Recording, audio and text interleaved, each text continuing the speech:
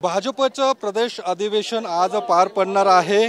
केंद्रीय मंत्री अमित शाह या अधिवेशनाला प्रमुख उपस्थित असणार आहे आणि स्वतः चंद्रकांत दादा पाटील या संपूर्ण अधिवेशनाच्या तयारीचा आढावा घेताना आपल्याला पाहायला मिळतात आणि सगळ्या पदाधिकाऱ्यांना मार्गदर्शन करून सगळ्यांना आतमध्ये हॉलमध्ये जाण्याचं आवाहन ते करतात। तर आज अधिवेशन पार पडतंय। विधानसभा निवडणुकीच्या तोंडावरती भाजपचं हे अधिवेशन काय नेमका अजेंडा असणार असं आहे की अशा प्रकारच्या बैठका अधिवेशन हा काही आमचा कुठल्या तरी निवडणुकीशी जोडलेला विषय नसतो। बाकीच्या पार्ट्यांना निवडणुका जवळ आल्यानंतर ते करावं लागतं, हा आमचा नित्यक्रम आहे। दरवर्षी अधिवेशन झालं पाहिजे, दर 3 महिन्यांनी प्रदेश कार्यकारिणी झाली पाहिजे। बाकीच्या पक्षांची कार्यकारिणी फॉर्म पण होत नाही, पण बाकीच्या पक्षांवर टीका करण्याचा मुद्दा नाही।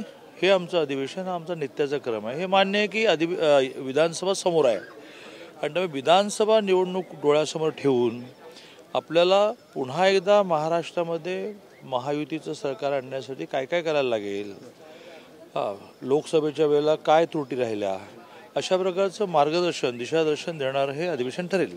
ओएसिस फर्टिलिटीच्या तज्ञांनी IVF उपचार पद्धतीद्वारे 1 लाखांहून अधिक जोडप्यांना मातृत्व प्राप्तीचा आनंद दिला आहे।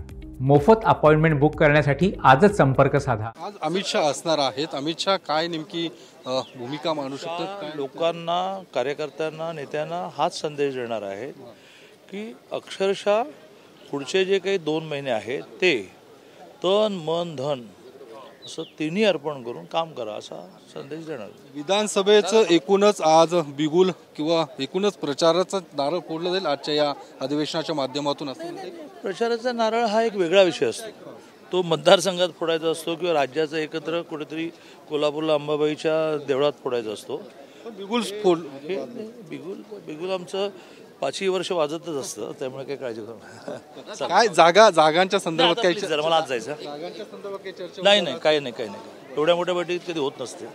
चालेल, चला चला चला। चंद्रकांत दादा पाटील अधिवेशनात पोहोचलेले आहेत आणि अधिवेशन आणि महायुतीचं सरकार आणायचं आहे पुन्हा एकदा, यासाठी आजची हे अधिवेशन असणार आहे। आजचं या सगळ्या अधिवेशनामध्ये तो नेमका काय अजेंडा असणार आहे ते ठरवलं जाणार। कॅमेरामन मिलिंदसह मी योगेश बोरसे, TV9 मराठी, पुणे।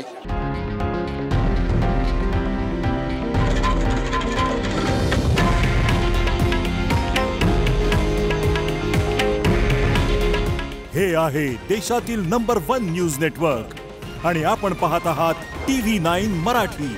काळजी तुमची, हित महाराष्ट्राचं।